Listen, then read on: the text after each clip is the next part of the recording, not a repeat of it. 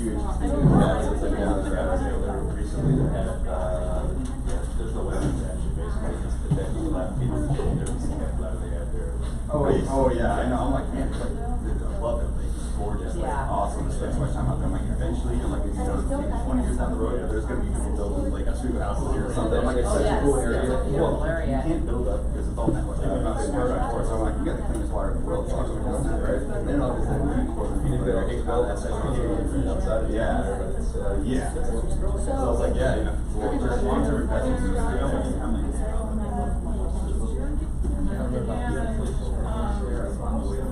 Oh, Pine Road. Yeah, I mean, which I was building one city in there as well. Which is those buyers were looking at buying my listing, and then they changed their mind and decided to buy the store because their renter has a business, they're kayaking or something, or crafting, and that was better for them. Oh, yeah. All these things actually, what I'm saying is, give or take, there's a lot of fish sitting right on the river. They're shut the grass and Pine Road. But it's not like this business is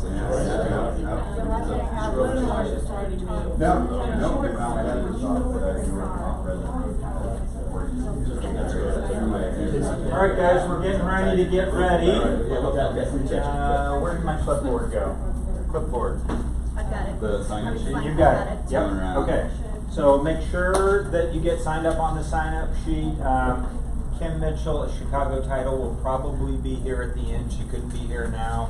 When you write that, keep in mind that for her to give you credit, she's got to be able to read what you wrote, right? So if you're like me, you got to really think about it when you're doing something like that. I see some new faces, people who haven't been to our classes before, so welcome. I am Eric Kroll with CrossCountry Mortgage. Our branch is in the same building. This is Travis. Travis is going to be teaching your class today. Those of you who haven't seen any of our classes before, you hear me say every time that our goal when we teach CE, we're glad that you get a credit hour out of it, but our goal is to give you something that will help you think about getting new business in new ways, right? So some of the C's you are going to take or have taken are about not getting in trouble, right? Regulations and laws and things like that, and obviously we don't want you to get in trouble. But as a lender, really what we want to do, and the way we think we can help realtors, are program-related things and relationship-related things. So today, Travis is going to talk about how to get more listings and ideas to build your business through getting more listings as an agent. So you're going to hear a lot of things you've probably heard before, and Travis is going to engage you in this presentation. We could sit up here and preach to you, and that's super boring for everybody, so we'll try not to do that. So when he asks you for input, give him some input, or then I have to stand up and make you give him input, right? Yeah, something like that. Anyway, we're glad you're here. We hope you get a lot out of this. At any point, if you have questions or you want to interject, please let us know. All right. Anything you all want to make sure we cover today before Travis gets started? Okay. I thought somebody was going to say the one single silver bullet thing I can do to get all the listings I want. Yeah, that's not in this presentation. Yeah. All right, guys. Hope you enjoy. Travis, take it away. All right, hey guys, Travis Smith, CrossCountry Mortgage. So yeah, I wanted to. I've taught classes in the past. I've only been with CrossCountry for a little over a month now, and great opportunity here to teach a class for the more agents and those of you who aren't with more. And really, typically when I first started doing it, it was a lot geared towards programs and mortgages and all that. And I know you guys love learning that inside and out. But I really want to try to see, if I could bring some information to you guys that's going to help you guys grow your business. That really helps all of us get more houses out there. It's always a good thing. And growing your guys' business is just a benefit for the whole company. We're happy to be sharing an office with you guys. So obviously I'm a mortgage lender. I'm not a realtor, so I'm not up here saying I'm the #1 listing agent out here, and I'm going to tell you how I did it all.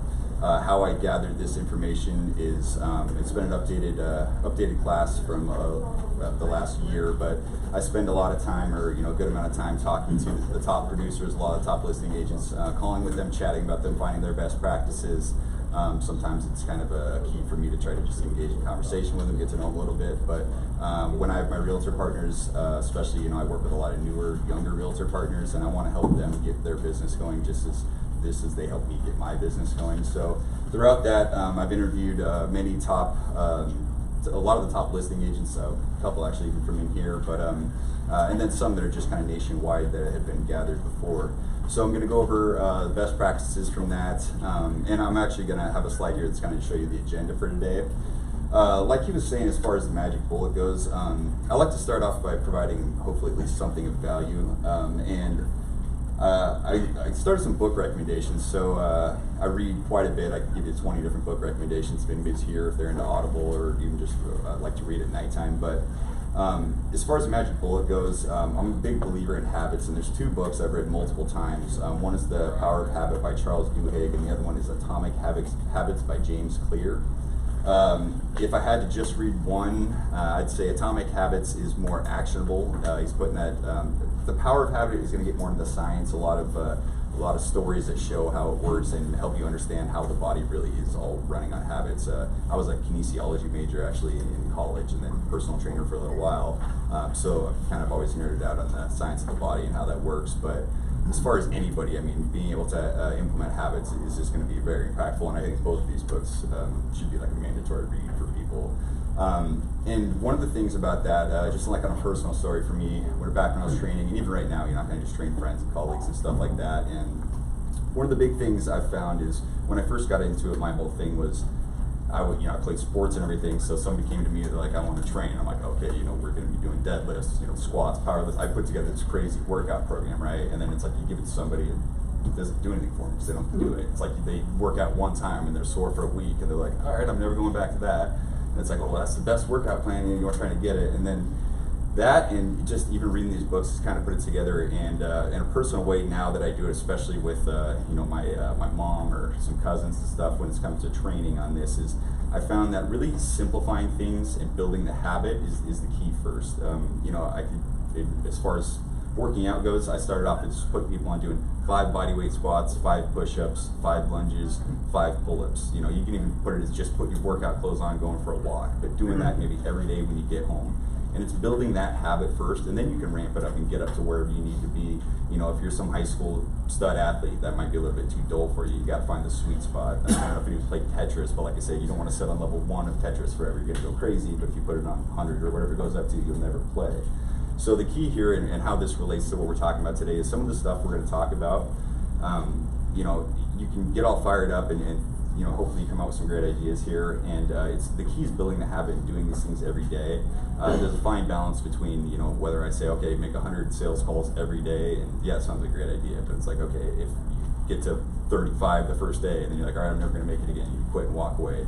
That's not going to do much for you. If you get to doing 20 a day or whatever your limit is, if you're already really good at it, just add 10 more.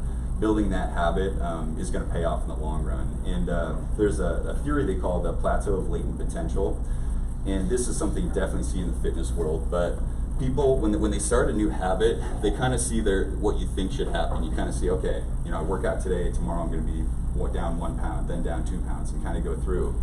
And really what happens is let's go back always to the workout world, but your body starts learning how to do these movements, and your brain and the physiology of your body learns how to better perform these. And then once that's maxed out, it goes, okay, now we need to get stronger. We're going to add a muscle. We're going to cut fat. Well, adding muscle cuts fat.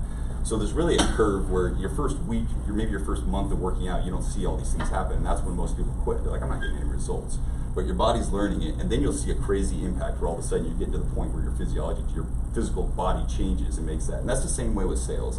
If you're making cold calls, you might make calls, or if you're reaching out of your database, one thing we're going to touch to, you might make calls for the first week and you didn't get any business. You're like, this doesn't work. But you consistently stick to it and go through, and you will see that curve going up. And that's from the agents I talk to, and it just relates a lot to my personal experience in building these habits. And you just got to pick habits that you're going to stick to and do them. and go through them, and they will pay off. And you know, it's not the first week always that you see the results. It's just sticking to it over time, and it does ramp up. And the problem is most people quit before they ever get to that point where it excels up, because they're just like, oh, it's not working. So just wanted to, I'm really into reading. I love that stuff. If you guys ever want to chat about anything else you're looking into, I have a lot of recommendations, but these two I think are great. You know, everybody, I have bad habits to lose, good habits I need to gain, so I'm not like, I'm up here perfect or anything like that. So, but that's just something I wanted to at least mention, and I think it plays into this pretty well as far as just getting a system set up and sticking to it. Can anybody else relate to the Valley of Disappointment? I've not seen that part of this slide before. And I'm like, Yeah, wow. I just added this But one. I wanted this to happen. Yeah. I just reread the Atomic Habits again, and I decided I better throw something in about that, because that got me kind of fired up. So, yeah, it's very real. I'm sure you guys can all kind of think of times where you started something and then you quit just because you weren't seeing the results. I'm sure most of us can say that with exercise. This is stupid. I'm not doing this anymore. Yeah, exactly. So today, what we're going to cover is the #1 source of listings today. Top producers reveal what's working. How to find sellers most agents overlook. 10 ways to get more listings now. And 3 key ways to get more listings in any market. So again, like I said, there's not going to be some website that you go to and people just call you for listings. Some of the stuff you'll probably understand or believe in, but we're going to go through some stats and talk about some top agents. Some I will mention the names, some I will not, but that are showing you what's working for them. So where do you guys think the most listings come from? Where do you think most agents or most sellers find their agent? Anybody have any guesses on that? Referral online. Referral online. All right. So, according to NAR, 69% of their sellers found their agent via referral or the previous transaction with their agent. So either their prior agent that they worked with before, or like I did, or most people did, you ask a friend, think about buying, you know, an agent, or you know, think about selling, you know, an agent, and that's 69%. So the majority of it's coming from that, which is simply basically saying, if you're not generating business from the people you know, you're missing out on the #1 thing. Your sphere of influence, you have to be contacting. Your past clients, you have to be contacting. That's the majority of where the listings are coming from. The statistics, I mean, everywhere you look, they're going to put that in the vast majority of it. You can't afford to miss out on that number, really is the way to do it. There's other ways to look at it, but you have to be getting referrals, and that comes from your sphere of influence and your past clients. How many people are surprised it's that high?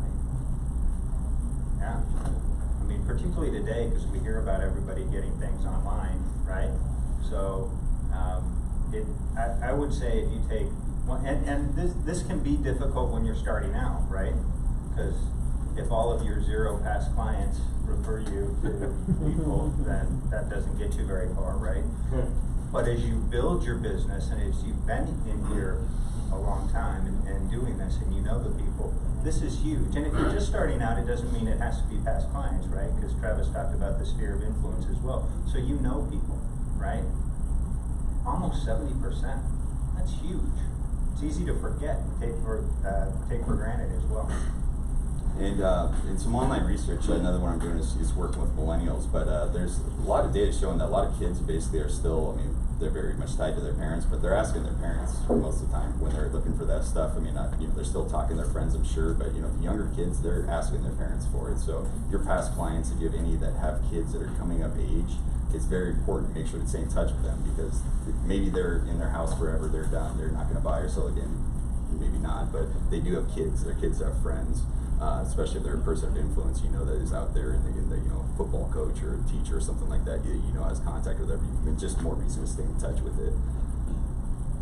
And then also I wanted to mention to you guys, normally my class I'm teaching like mortgages, so I'm out just kind of talking about what I'm very good at. A lot of this stuff I'm reading some quotes from some high producers and stuff, so I'm gonna do a little bit more reading off the screen than I would like to do, but again, I'm not the expert listing teacher over here. I've gathered notes on it, and I'm kind of just putting that out to you. But so how many here would say you're awesome at getting referrals? What? Say you're awesome at getting referrals. No. So, is anyone okay at getting referrals?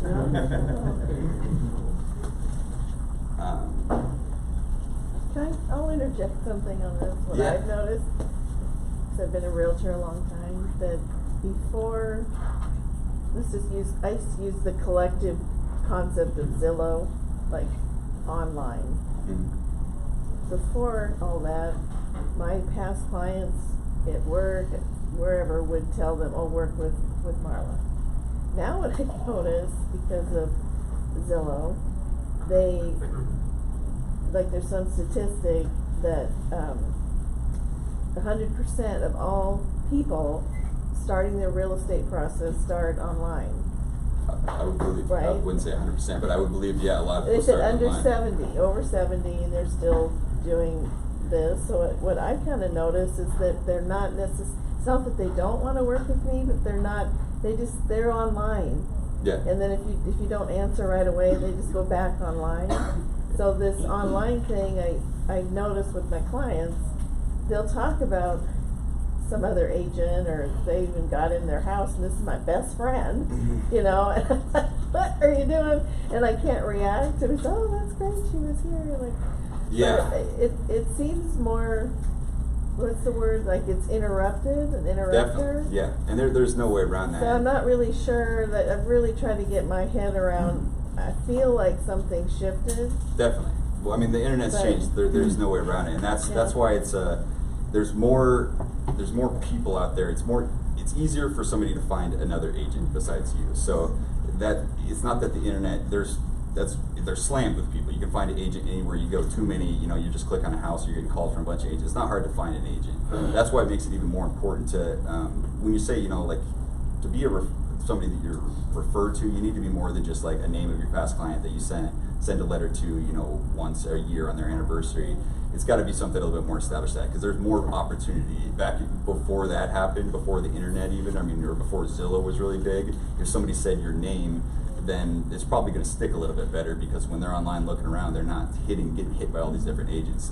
So that just goes back to a little bit more, obviously, providing an excellent service to where people are going to be, you know, ranting and raving about you, but it's really making sure that you're out there top of mind of everybody. And it's not like there's, you know, no opportunity. There might be, you know, kids nowadays especially could be a little bit more nervous about, or just, I don't know, maybe want to have an online connection. I'm not saying the internet's not going to be a disruptor in any way, but at the same time, I think that further makes it important for you to be more involved in that, because you know that they're probably not just going to go, oh, they don't have to just go to their mom and find out who the only realtor her mom knows is. It's going to be there's so many people online that can do that. So, you know, maybe your mom or your friend is, I don't know if it's your friend's kid or what the story was exactly. I would consider her my best friend. Yeah. And when she said that this other realtor assistant came to her house, I mean, was in the house, you know, the phone calls have happened, come and gone. Was she selling or buying? Selling and buying. So, But I was just kind of surprised. I'm not surprised, but I mean, she did tell me. right. But it came through, you know, like she's online all the time, and So let me ask all of you this, but Marla, you raised the issue, and so here's where we as lenders can really relate to this. Does anyone ever hear anything online for lending? yeah. Like, you can't watch TV without seeing Quicken, right? And everybody knows it's one phone call and push a button, you get a mortgage, right? It's that easy, okay? And then you can find any rate you want online, right? Are they real? Maybe, maybe not, okay? So you all face a similar thing, right? People are gonna shop online. I don't actually think you wanna discourage that. But if you had to tell somebody, what are the risks of just finding an agent online? Could you come up with some reasons? Oh, yeah. Right? So when you're communicating with your referral people, right, people you've done business with in the past, how can you message that, right? It just in the way that you normally communicate. Because we can find anything online. Can we find somebody to do it cheaper? Right? I mean, there are places, I love we'll fully market your house for 1%. How are you gonna sell a house with 1%?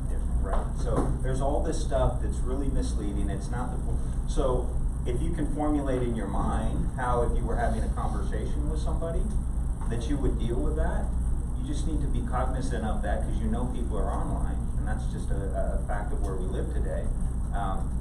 What are the risks, and how can you talk about that? Mackenzie? Just like hand in hand with referrals, if they're willing to refer you to someone else, they're probably willing to give you a review online. And that could go hand in hand.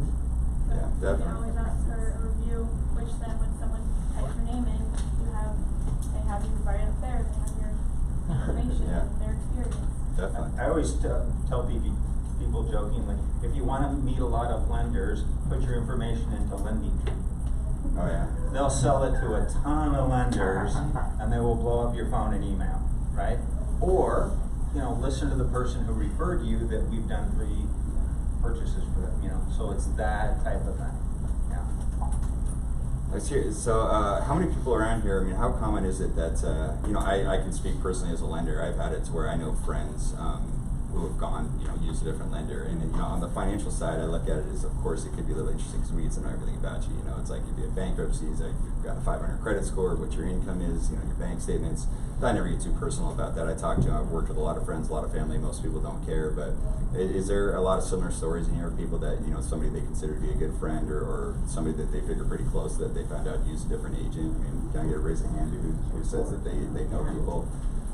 So, I mean, I think, I don't know the rule. Like I said, on the financing side, I can be very understanding about. On the agent side, maybe not. It's probably nothing personal. I don't know. I mean, did they end up using the other agent? No, God, no. Well, that kind of just sucks for But the other agent. I mean, it was just really. Or just tell them to kill them. Yeah, I mean, there's no way. But I was thinking while you're talking, another observation I made, because of the internet and the 1% and all these things, she started to minimize my role, like what I do, and somewhere along the way there's a list of everything we do. It's like 10 pages long. I mean, and so she does hair, and I said, well, can you do hair without buying bleach and having a station and really good scissors, and these things aren't cheap, right? Yeah. And insurance, and then she kind of, she started. So I think, I don't know, no, she's not going anywhere. Just want you all to know. But I do find that it's the thing that shifted is, used to be my sphere referred me through work, socializing, it was just more of a verbal. Now I feel like the internet is kind of interrupted that flow. So I'm more on the internet. Yeah. And then I get people I don't know, and then they once they find me and they're looking for a realtor, they go, "You're a realtor." They put that together, and that's helped my business a lot. Definitely. But I do find that that's different. And I think every business has been impacted by that. Just more information out there. It's easy to go shop, cell phone providers, anything online. And I think that goes back to being, I don't know how many times you touch on your sphere, but that's one of the things people is having more than just, you don't just send them out a one anniversary card. It's having touch points throughout the year, staying fresh in mind, trying to really build, and not just, it doesn't have to be always about real estate, but, showing them care, building that. Obviously, it's a friend of yours, so I believe that's probably not relevant, but as far as, there's more people going after the people out there. It's way easy for them to find other people. So it goes back to maybe once a year, twice a year touches might not be enough. You really need to really put yourself out there with these people and know that there's a lot of the people that can talk to them. And if you just don't have that touch at the right time, if it's 4 months after your last touch that they decide they're interested at that point and online, they have realtors calling on them, that could lose you the deal right there. Which you don't want to flood people, but at the same time you need to stay in touch. Good question. Well, one of the things she's talking about is loyalty and lack of it. Yeah. And we have no loyalty anymore with clients. Yeah. I started 30 years ago in Seattle, and things were different in the old days. People were more loyal to you, and they referred you to people. Today, once for me, a lot of times, once the transaction's closed, they really don't want to hear from you again. Yeah. Yeah. Like the old adage of ask for 3 referrals. I mean, I do, but it just feels different. It feels like I'm churning into my sphere and into the internet more than I ever have. Yeah. And then the question I have for everybody, I used to have like 500 people on my list, and now I have 100. I weeded out. So I thought I can keep in touch better with 100 than I could 500. And is that, or am I going personally the wrong way? How I do it, you might ask the realtors how they do it. Personally, how I do it, I have my list of over 500 totally, but I'm not making, I strategically, if you're guys familiar with the 80-20 rule, typically you're pretty sure there's 20% of your past clients probably they're referring to you. 80% of the referrals you get from all your past clients. It's probably 80% that make 1 or 2 you get there, but you really got to identify that, and that's one of the other things that the top producers say is they track their numbers. They know where their leads are coming from. They reward that in one way or another, and they acknowledge that with their borrowers. But with your past clients, I mean, there's some past clients that for example, especially if you have some that you aren't really interested in engaging much and talking, that they might not be. You still might want to follow up with them regularly, but they might not be the person you make regular phone calls to all the time. But if there's somebody who's referring you good, you might remember on Christmas, send them a basket, do things. I don't know, I'm pretty sure that's all legal. Well, and I'm building it up again, but I feel that I needed to, especially after the correction, after the crash, that to get more intimate with my list and then build, because so much of it changed in 2008. Yeah. So. I mean, I would at least be doing emails to Yeah, all no, I 500. keep Why in not? touch, but I did cut it back and then rebuild. Yeah. But I don't know if that's what anybody else is doing. I mean, I think anytime you have anybody that you can contact, I'd contact them, whether you make a personal phone call to them or not, I would, just if most people aren't offended by that, a lot of times cold calling, it's a terrible feeling, but like I always ask people, do you guys know the name of the last person that cold called you? Oh, you do? Oh, I never usually get an answer. Well, that's good. He must be persistent at least if you know his name. Or it was just an awful call. Huh? Send me follow-up emails. Yeah, he's persistent. There you go. All right, good. So one of the this is a paraphrase quote that one of the agents was saying, but basically they said just asking for a referral is not enough anymore. In order to achieve a referral, you need to be the first thing your client thinks of when they think of real estate. When they have a conversation with someone, as soon as it's about real estate, you need to be the first thing that pops into their mind. And if you haven't branded yourself enough with your clients, it's just not going to happen. So that's again saying, you think, okay, I asked them and I told them at the end of the transaction that, I'm a realtor, I'm looking for leads, and then you assume, okay, the rest of their life they're going to be thinking, all right, Travis Smith is if I need leads. It's like, no, it's not what it is. You have to be the first thing when someone says realtor, when someone says lender, it's got to be you. So it's got to be a constant touching base, staying with people, and making sure that you're the first thing that comes to mind whenever they hear anything about a realtor. Sorry, can you speak up? Oh, sorry about that. Yeah. And then when the market shifts, the core marketing channels, the top agents don't shift. So a lot of times people see the market shifting or something, and they figure out, I got to go find another way to change things. The proven strategies here, they say it doesn't matter if it's up, if it's down, they stick to the same. It's been working. So there's 4 commonalities of top producers that we're going to go through, and we're going to show a few exact examples. But number 1, they have referral generating systems. Agents don't wait for referrals; they cultivate them. They have a process for earning the referral, asking for the referral, reminding their clients to refer them, and then rewarding the referral behavior. Number 2 is social media marketing. So, just a quick question here: how many people here are active on social media? Okay, it's a good amount here. So, I think everybody should raise their hand on this. It's a free presence to stay in touch with people. It's very simple to do. You don't have to post about real estate. A lot of times I hear realtors like, I don't want to flood people with real estate. You don't have to post about real estate. You can post about anything that, even if it's in the community, if it's your family, if it's your dog.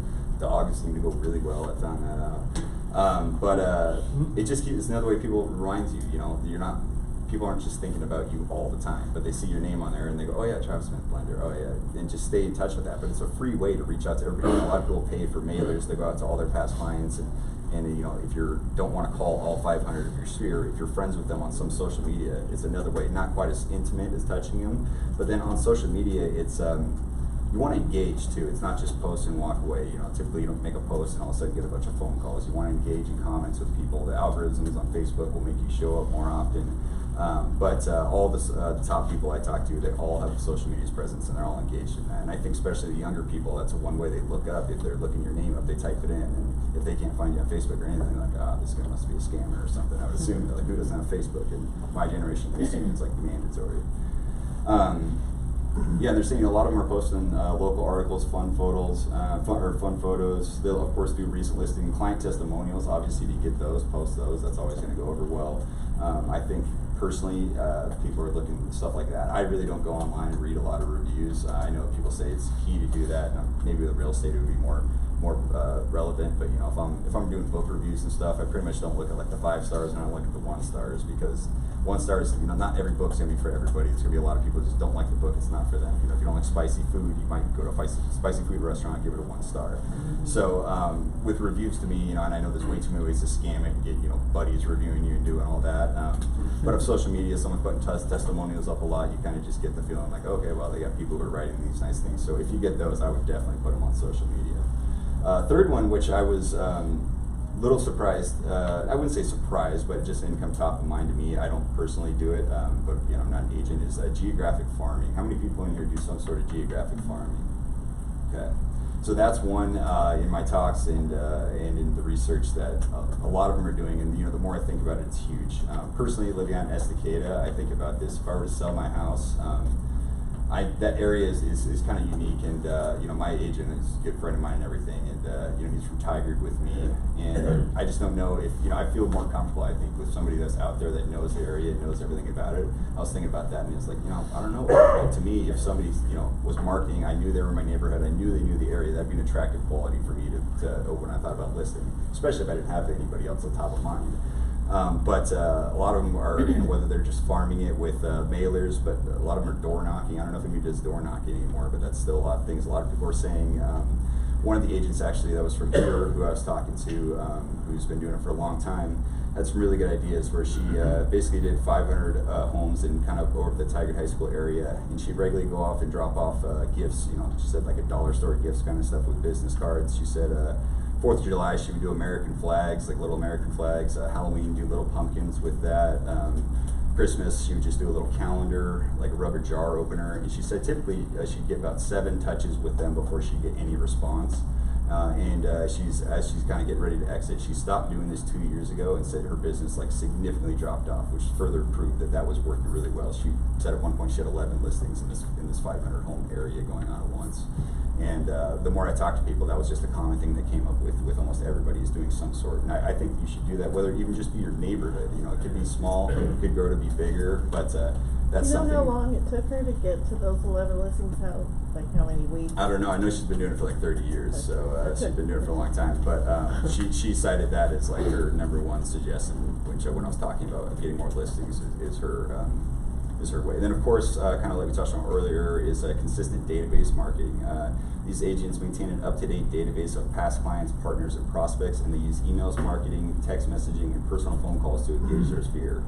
And then on top of that, almost every top producer that I interviewed said they tracked all of their numbers. So I don't know how, that's one thing I was terrible about doing. I just recently, about over the last 6 months, started doing is we'd get overwhelmed with Excel spreadsheets and everything, trying to track where all my leads went. But if you don't know where your numbers are coming from, you can't apply that 80-20 rule especially. So that was one thing I just noticed in all these conversations, is they could all tell you how many contacts they're getting, how many leads they're getting, where they're coming through. They knew those very, very well.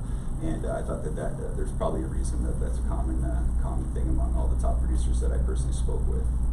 So I'm going to go through a few exact examples here. I don't know if any of you guys know any of these people, but say last name, Joanne Labuda. She was Keller Williams Capital Partners, 100% realtors nationwide. And her daily lead generation, top 3 strategies, well, she does the Gary Keller's 33 touches. Anybody here familiar with what that is?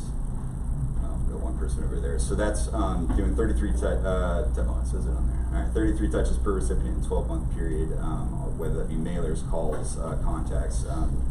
To me, that sounds like a lot. Any of you guys do 33 touches to your people? Yeah, me neither. But you can start out, but it's so easy to yeah, for sure. But I mean, back to the valley of disappointment. Yeah, exactly. And that's a very true thing with this. And as I was speaking with one of the other agents who said typically it's 7 contacts. I can imagine if you're doing whether it be once a month, that's 7 months of not hearing back from anybody, and you're driving out and you're walking around and you're putting little pumpkins on their doorstep on Halloween and flags. 7 months of not getting anything back. I can see it being like, all right, well, this isn't working, I'm out. But after that, then people it's branding. People are getting familiar with you. Then we'll get to know you a little bit better. I wouldn't do anything too intrusive on that. When I was talking about that, it's like, oh no, just little things. It's like, all right. But that's one of those exactly where I was going back with to that scenario is you got to stick with it. These things are branding. All these things take time. You don't doing one little geographic area for 5 months and then give up and go to another one and then just say, oh, geographic farming doesn't work, because I mean, top 1% of the realtors, a couple of the other people you'll see all do this. So there's probably something to it. Joe Carsey, he's a Remax Platinum Club agent. His top 3 strategies are hitting FSBOs and expireds, which most of the time talking to agents, FSBOs seems like I get a pretty bad response on people like that. There is a little bit of information on that in here, but anybody here actively go after FSBOs?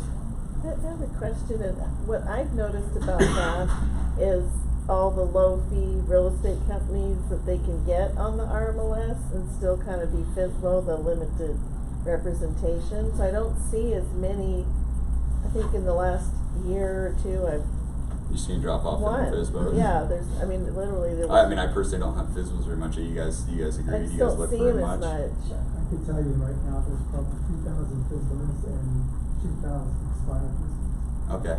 today. So You gotta drive around a lot, but they're out there. So I mean, it sounds like, I don't know, we might have to huddle up on where to find these things exactly. And there are some strategies on here that I'll go over through. So yeah, sounds like they're still out there. And the expireds, that's another thing we're gonna touch on here for a little bit today.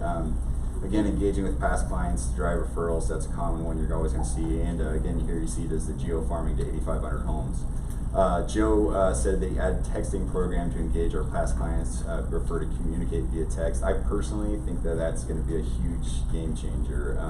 I don't know if anybody else get spammed with emails. I have a bunch of email accounts now from doing that, but a lot of people I talk to and a lot of stuff we're talking about the importance of email marketing, which I believe in, but at the same time, I mean, I just sit there and I'm not an agent, so I look at it as my perspective. When I'm getting marketed to by agents, I own a home, I get the same marketing, and I see these things, and for me, emails, I'll read. It better be a pretty good headline there, or else I'm probably not going to click on it. Yeah. But I do know text messaging. That's something I've seen. Go ahead. I have a text campaign going for all my leads that Yeah. come through, and I get a lot more engagement, even if it's just we're waiting another year. At least Yep. you like kind of know where they are, and a lot after 8 texts over a couple months, Yeah. they'll finally respond. So I always find that texting is just a simple way to do it. And Yeah. I literally put them on script and let it go. I run a Facebook ad campaign, and I have it within 5 minutes. They get an automatic text from me that goes out to them.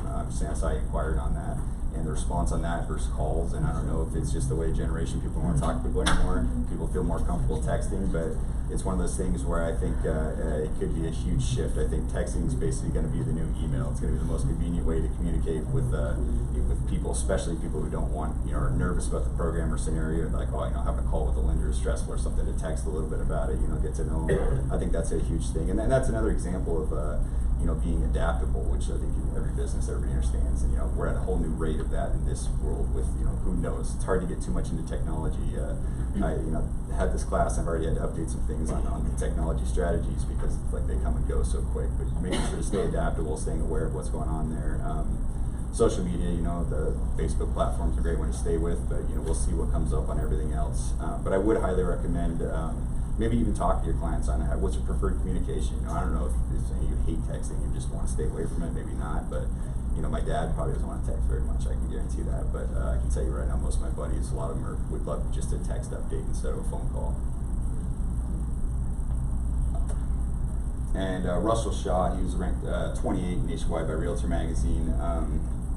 And his top 3 strategies are hosting local seminars for buyers and sellers. Any of you guys do that? I did that when I first got in the industry, like 6 years ago. I did that and didn't have much success. Again, you might have been one of those singers that didn't stick to it very long, but I hear about people doing that. It's not something I've done too much of, but that's something I'm definitely looking at getting back and more involved with. And I was just curious if many people are out there doing that right now, have much success with that. That's one of the ones that he definitely was very adamant about. Using social media to engage prospects and promote events. Again, using social media, that's something I don't think you're going to find it. Actually, I can almost guarantee you're not going to find a top producer out there who does not have the social media presence. And then geo-farming to 40,000 homes. Our message is... Dropping off pumpkins also. I don't know if he's dropping 40,000. Yeah, yes, full-time job. You got to start in January. This is for Halloween. He says our message is that we know the market. We really push that we know the market.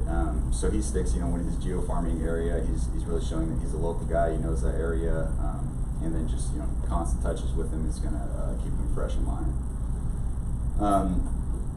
So how would you guys say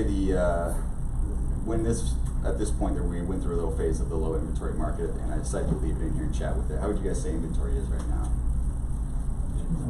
Okay. It's going down. Going down still? By historical standard, it's still very low, right? But by recent standards, it's kind of like interest rates. Right? Yeah. By historical standards, still really, really low. But by recent standards, not as low, so it kind of feels not as low. But what do they say, 6 months is a balanced market? I didn't look at last year's stats. Were we still under 3 or in the 3s? It dropped from last month. Yeah. Oh, did he? Right. And it's been that way except for a couple of months that have gotten over 3. Right? We're just so used to 1.4, all that stuff, that it feels like there's inventory. But those of you who've been doing this a long time know that this is not a lot of inventory out there. Yeah, it's pretty funny. Back to the interest rate things. I'm sure you guys probably hear about that too. But it's like I remember when we went through a phase when it went up to like into the 4s, like 4.5. Britain left the EU, went down to the 3s, and then whenever it went back into the 4s, people were just like blown away. I'm like, oh my God. really not that bad, I promise you.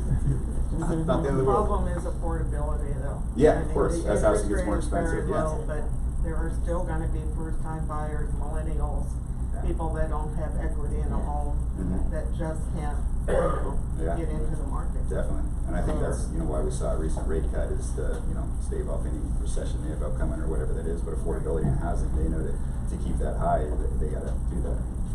Steer the future while total income keeps going up. So talking about expired and withdrawn listings, you got to explain to them the benefits of selling their home in the current market. So a good agent will scour the MLS for homes that were listed in the past but never sold. A lot of homes failed to sell because they were seen as overpriced at the time. But does their last list price seem like a reasonable price today? So how many of you guys, I know you said you go through and look at expired on that, but do you guys doing that out there? Are you guys going through and look at these expired listings?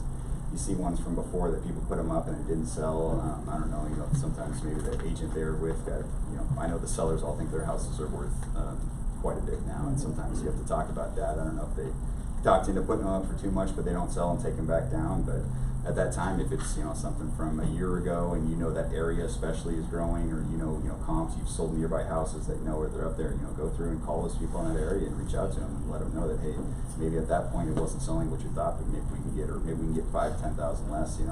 There's a good opportunity. People that they're not tied to that house for the rest of your life because they at one point were willing to sell. So that's a good place to talk to, and going through and chatting with those people.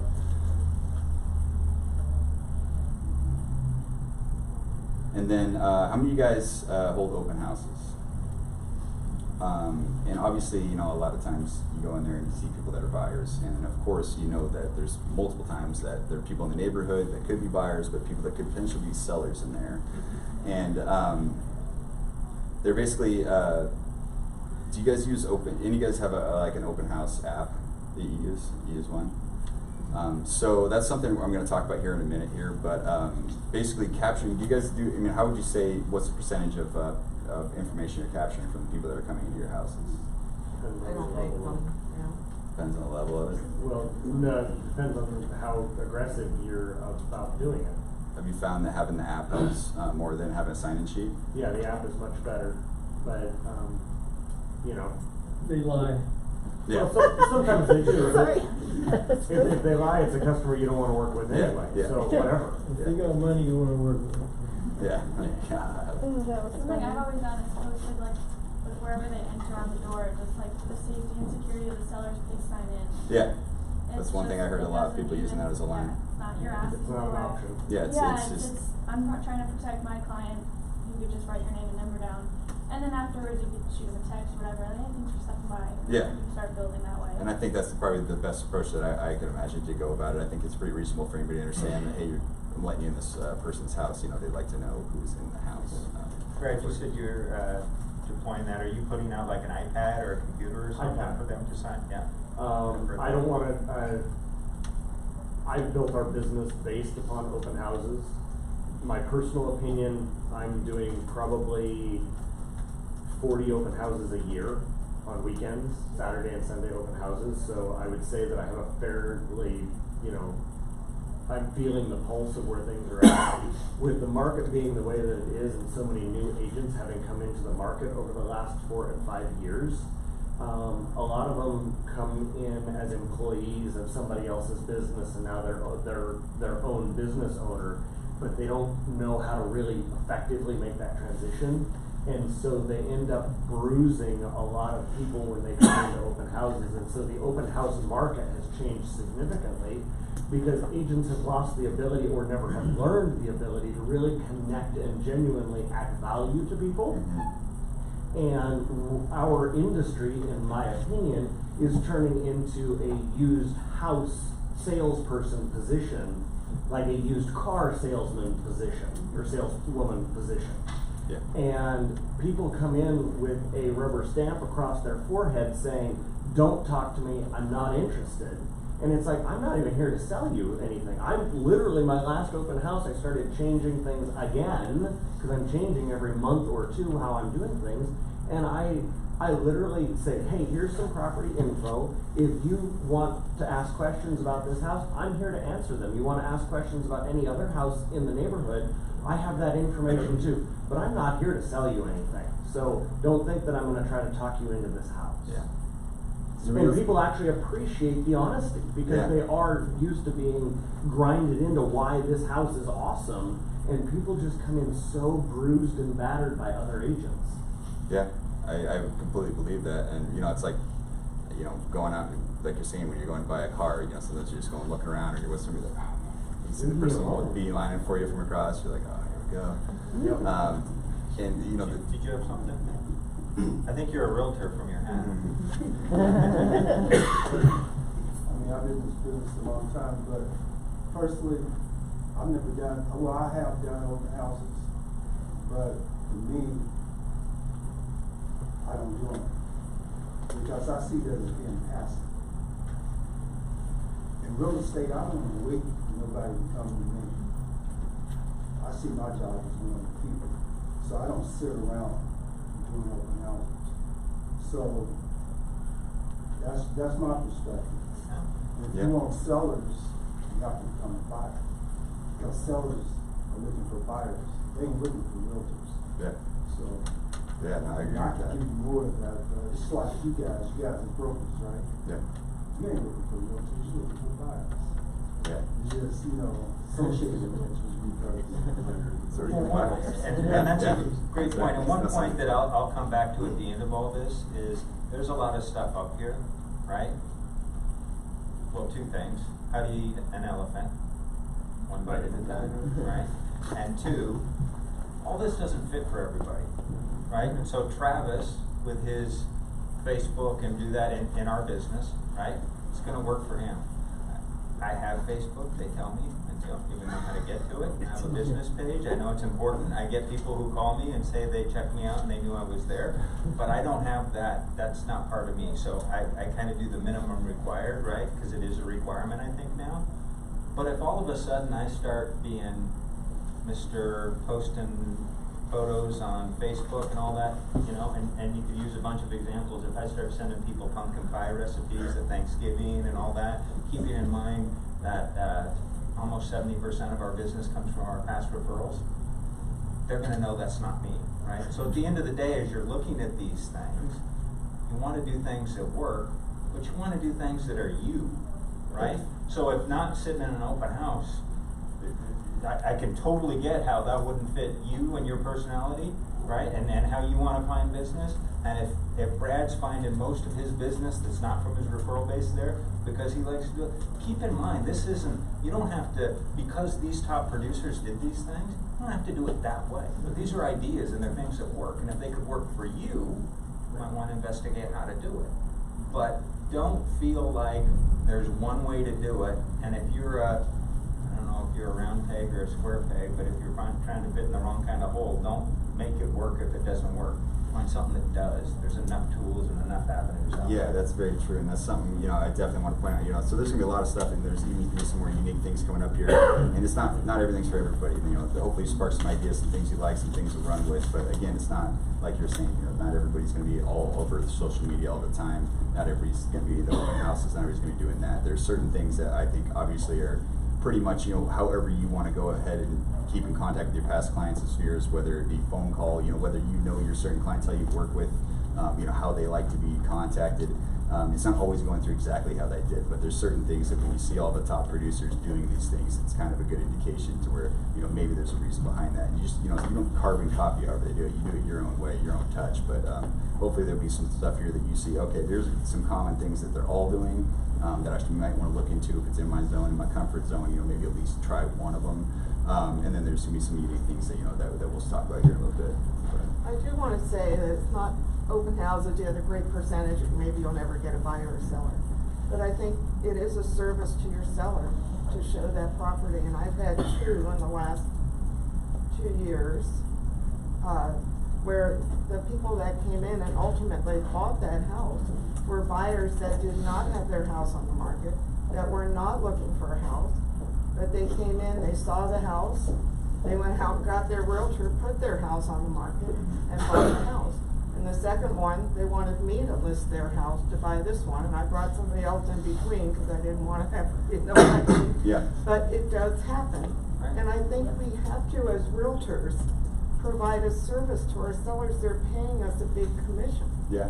And I would rather say, I'm happy to hold this open for you. Let's you know, get some exposure. You may not do it Saturday, Sunday every week, but you possibly are missing an opportunity for your sellers. That's what you're there for. Yeah. Well, and you It's just selling made, that house. And you just made the point of this slide, right? That you got a listing out of it from open houses. Yeah, I got a listing, Right. but more importantly, I sold that house for my seller. That's what you're really doing. The house I bought came up with, you know, it was 3.5, a little over 3 years ago, and it was a scenario where my agent was out of town, and they had an open house that weekend, and I went in and had to put an offer in like the next day, and you know, it was a competitive offer, ended up getting second place, then ended up getting the first place, but you know, had they not held that open, I wouldn't have been able to see that house, so I I would mean, just it's probably all saw some pictures and exposure. said, all right, you know. Right, for not only you, but for your client. Yeah. And you know, a lot of so- people are like, you know, open houses are only just for capturing leads and stuff. But I can tell you from Not personal experience in that necessarily. scenario, that's why I bought that house. Is because had there not been an Well, open there house, you I go. wouldn't have bought that. You know, I don't know how. Travis, that I'm going to happens. interrupt one more time. Is everybody signed in? We've got about 10 minutes left. Oh. So let's make sure that's going around. We'll let I'll go grab it. We'll make sure Travis gets a chance to run through all of this. But to the extent anybody wants to stay and talk after the hour's up, we're happy to do that, but we want to respect your time. I'm gonna get through some stuff here, but not you know, we'll slow it down a little bit. So one of the things here, and you know, we're not going to gauge as much here, but according to the NAR survey, they said the average agent generates 25 contacts per month. Do you guys say that sound reasonable to you guys? And they say the survey went on to say that 25 contacts, but only approximately 2 are ready to get active and buy or sell immediately. 50% of the other 23 will go on to buy and sell within 12 months. But most agents miss out on those because they're not following up. So as far as like with lead nurturing, if you guys don't have a good CRM to do that, that's an awesome way to do it without having to personally make those calls and text. That's something we can talk about doing. We use Total Expert, which you guys might have heard from. We'll skip through a little bit of this stuff pretty quick. Get to a few more ideas here, but Total Expert, they have the free, you know, home valuation.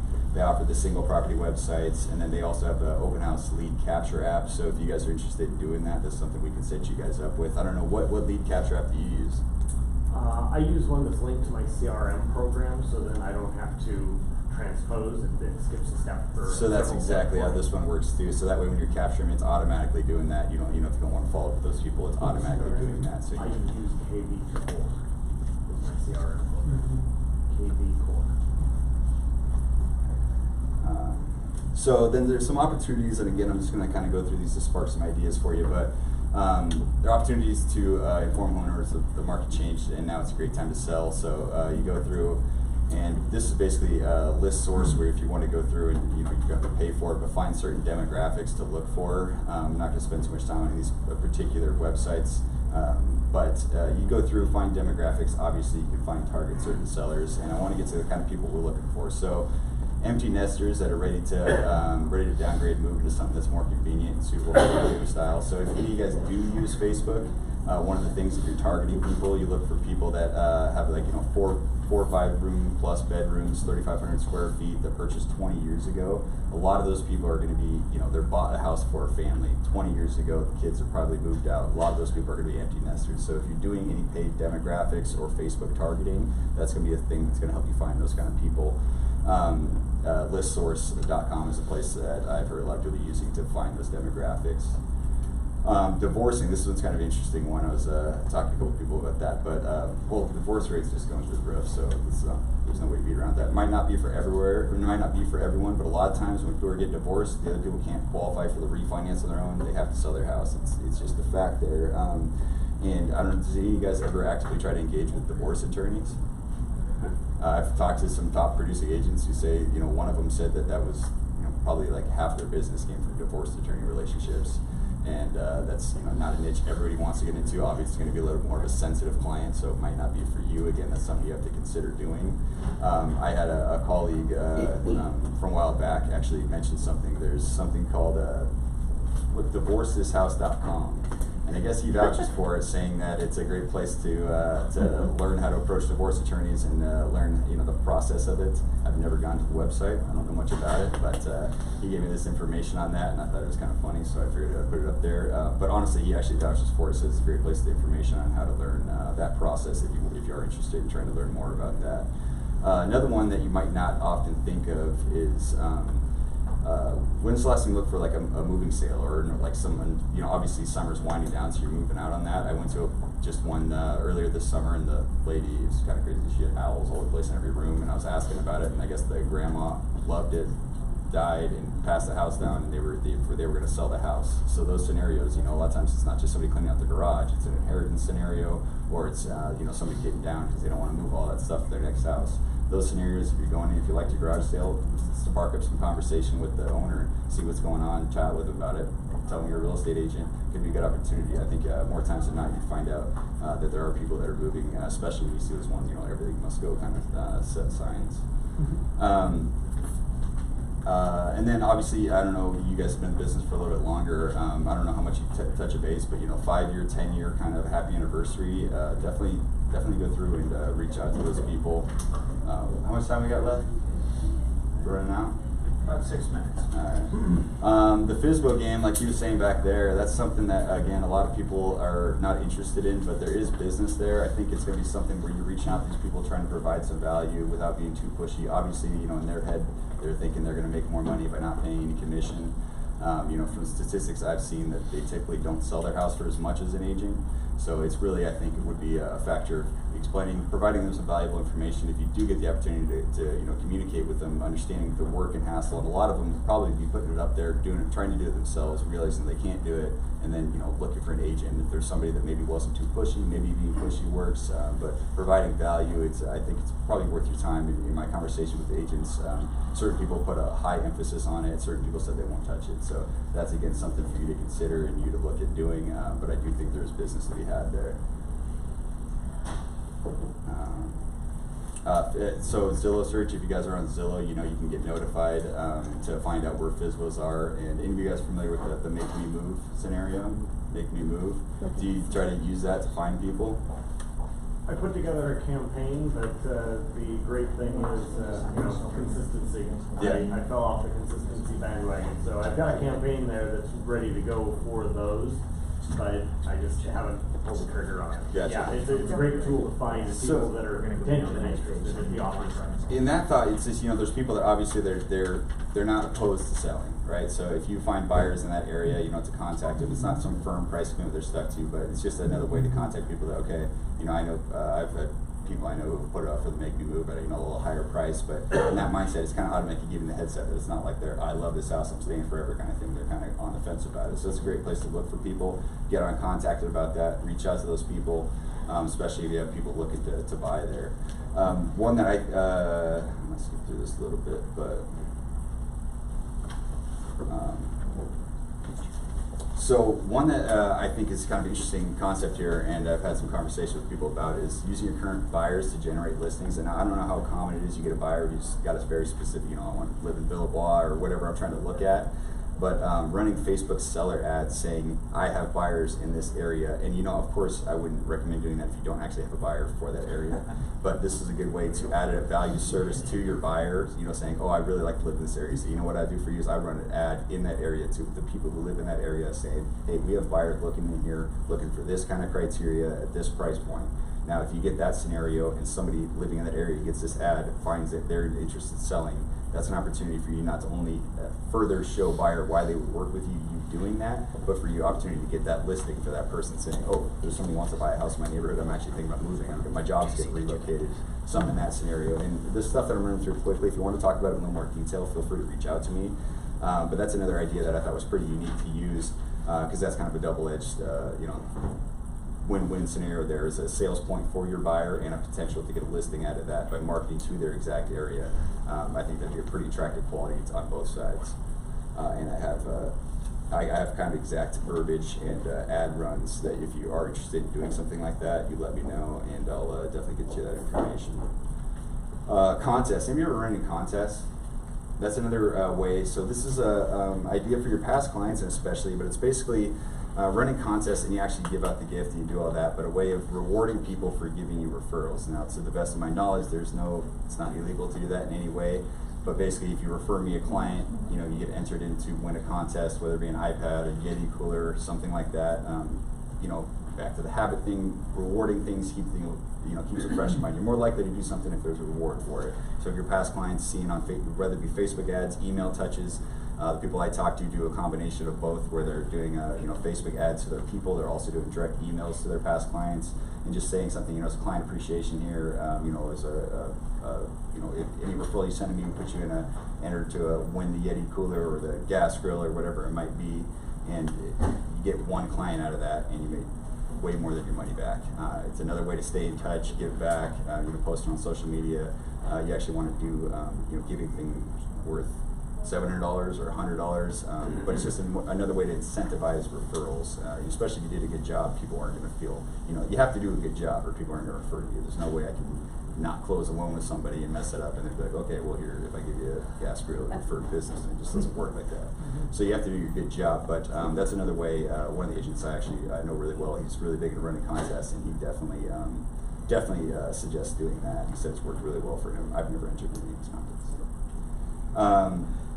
If you want to get really creative, I know it's not too much, about half the room social media here, but going through, I don't know if you guys know about the hashtag thing, but you can search hashtags on this. Looking to move, I need to move, I want to move. You can go through, and that's going to find any post that's going to be related to people typing that in, whether it be people who are selling, people who are renting and maybe looking for another rental, but that's just an opportunity to find people who you know are looking to move. That's something that is just kind of a more unique way to take advantage of today's technology. And so that's just kind of a bonus idea to consider. So I just want to go in summary. The majority of sellers, just go back to knowing that it's your sphere of influence, your past clients. You want to stay in contact with them, not once a year, consistently stay in touch with them, be fresh of mind whenever whenever anything in real estate comes up, you want to be the person they think of. Engage on social media. Again, if it's not your thing, you not want to get into it, that's one. But the way I look at it is just it's a free tool to reach out to a bunch of people, remind them what you're doing, keep it active with them. You don't have to make the phone call. It's not an email. Everybody's on it, especially my age, everybody's on it. They spend too much time on it, but they're looking through that. That's where the people are. It's a free tool to get on there. And then again, from talking to the top producers, geographic farming, that's just one of the things that all of them do that in some capacity that I've spoken with. And whether it be direct calls, dropping off gifts, door knocking, it's going to make you, the known person in that area, know that's one of those things that's going to take more time. It's not just the first time you drop off a letter, people are going to call you and say, oh, list my house, but just branding yourself where they get to know you, feel more comfortable, they feel like you know your market, especially like I said, out in Estacada, that's something to me that, in my area, I feel like where I live is, unique. I want people to know that, I feel like it might be people that are a little bit more niche. It's not going to be everybody in Portland that wants to live out in Estacada. Might be a different clientele, but to me that's something that'd be attractive. Yeah, and then lastly, just getting the habits, building good habits, sticking to them. People give up before the results kick in is the number one thing I've seen in any habit. So going through these things and sticking to it. But yeah, that's I had to run through it real quick there at the end. But any questions, feedback, thoughts? Anybody else have any secrets to finding sellers that they want to give away? We got a secret back here. My suggestion is, I'm looking at all you guys, and if I saw you on the street, I wouldn't know you're a realtor. And one of the problems with realtors is that you guys always want to be seen. If you want to have business in real estate, you can't be a secret agent. You gotta let, when people see you, they gotta know you're a realtor some kind of way. That's why you this couch. How much for your hat? Yeah. How much for your hat? I get one more secret before I go. Yeah. One more secret. That's what we're here for. Start prospecting people living in their homes 30+ years. Because these people are older and they're on their way out.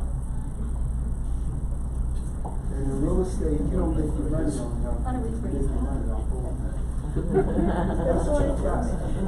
Young people, you'll have to go back to court all day long trying to negotiate with them. They need that money to go to the next property.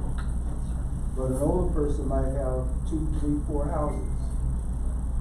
You know, they're getting out the business. So I'll give you that tip. Two more bonus ideas there. Realtor hats are in sale in the back. All right, guys, make sure you stand up in the back. Thank you to Kim Mitchell. Thank you to her and Chicago Title for sponsoring the credit hour. And we are going to hang out here for a little bit if you want to talk about anything. Yeah, it's the first time going through trying to teach realtors how to do their job. So yeah, I was like, basically just gathered every night, going through and just interviewing with them, trying to put that together. But like I said, that's yeah, she was like, you can find everything. That was the one who said she goes through. Oh, you did? Yeah, yeah. So I know. Yeah, I was like, I don't know if I should drop your name in the class. I was like, I'll just keep something down.